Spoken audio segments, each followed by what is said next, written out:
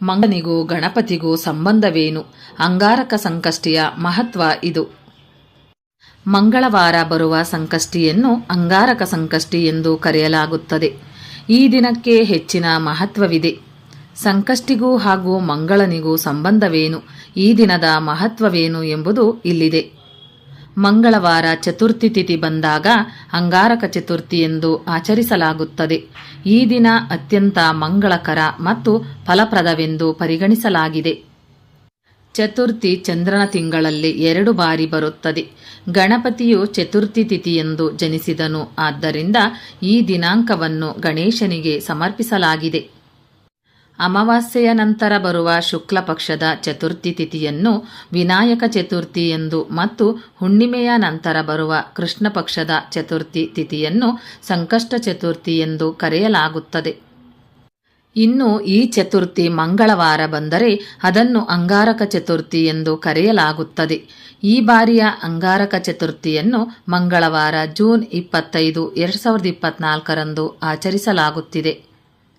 ಈ ಚತುರ್ಥಿಯಂದು ಗಣಪತಿಯನ್ನು ಪೂಜಿಸಲಾಗುತ್ತದೆ ಮತ್ತು ಉಪವಾಸವನ್ನು ಆಚರಿಸಲಾಗುತ್ತದೆ.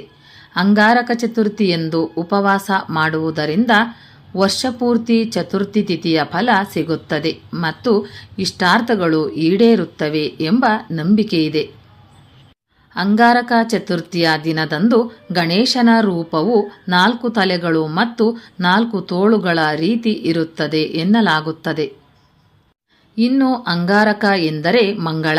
ಹಾಗಾಗಿ ಮಂಗಳನಿಗೂ ಹಾಗೂ ಗಣೇಶನಿಗೂ ಸಂಬಂಧವೇನು ನೋಡುವುದಾದರೆ ಅದರ ಹಿಂದೆ ಸಹ ಕಥೆಯಿದೆ. ಒಮ್ಮೆ ಮಂಗಳದೇವನು ಗಣಪತಿಗಾಗಿ ಕಠಿಣ ತಪಸ್ಸು ಮಾಡಿದನೆಂದು ಹೇಳಲಾಗುತ್ತದೆ. ಇದರಿಂದ ಪ್ರಸನ್ನನಾದ ಗಣೇಶನು ಮಂಗಳವಾರ ಚತುರ್ಥಿ ತಿಥಿ ಬರುವ ದಿನವನ್ನು ಅಂಗಾರಕ ಗಣೇಶ ಚತುರ್ಥಿ ಎಂದು ಕರೆಯಲಾಗುತ್ತದೆ ಎಂದು ವರವನ್ನು ನೀಡಿದನು ಎನ್ನಲಾಗುತ್ತದೆ. ಅಂಗಾರಕ ಚತುರ್ಥಿಯ ದಿನದಂದು ಗಣೇಶ ಪೂಜೆಯ ಜೊತೆಗೆ ಹನುಮಂತನನ್ನು ಪೂಜಿಸುವುದರಿಂದ ವಿಶೇಷ ಲಾಭಗಳು ದೊರೆಯುತ್ತವೆ.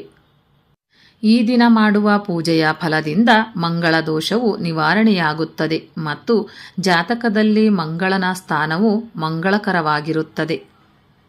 ಅಂಗಾರಕ ಚತುರ್ಥಿಯ ದಿನದಂದು ಭಕ್ತಿಯಿಂದ ಉಪವಾಸ ಮಾಡುವುದರಿಂದ ಗಣೇಶನು ಎಲ್ಲ ತೊಂದರೆಗಳು ಮತ್ತು ಅಡೆತಡೆಗಳನ್ನು ನಿವಾರಿಸುತ್ತಾನೆ ಮತ್ತು ಸಂತೋಷ, ಶಾಂತಿ ಮತ್ತು ಸಮೃದ್ಧಿಯ ಅನುಗ್ರಹವನ್ನು ನೀಡುತ್ತಾನೆ ಎನ್ನಲಾಗುತ್ತದೆ. ಗಣೇಶನ ಅಂಗಾರಕ ಚತುರ್ಥಿ ಉಪವಾಸವು ಎಲ್ಲ ಸಮಸ್ಯೆಗಳು ಮತ್ತು ದುಃಖಗಳನ್ನು ನಿವಾರಿಸಲು ಸಹಾಯ ಮಾಡುತ್ತದೆ. ಈ ಶುಭ ದಿನದಂದು ಶುದ್ಧ ಹೃದಯ ಮತ್ತು ಆತ್ಮದಿಂದ ಪ್ರಾರ್ಥಿಸಿದರೆ ಎಲ್ಲ ಆಸೆಗಳು ಮತ್ತು ಕನಸುಗಳು ನನಸಾಗುತ್ತವೆ ಎಂದು ನಂಬಲಾಗಿದೆ. ಆದ್ದರಿಂದ ಸಂಕಷ್ಟಿ ಚತುರ್ಥಿಯಂದು ಉಪವಾಸವನ್ನು ಆಚರಿಸುವುದು ಹೆಚ್ಚು ಪ್ರಯೋಜನಕಾರಿಯಾಗಿದೆ.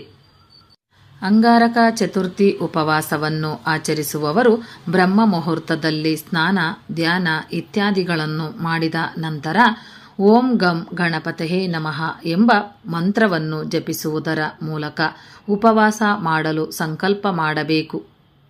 ಮುಖ್ಯವಾಗಿ ಈ ದಿನ ಕೆಂಪು ಬಣ್ಣದ ಬಟ್ಟೆಗಳನ್ನು ಧರಿಸಿ.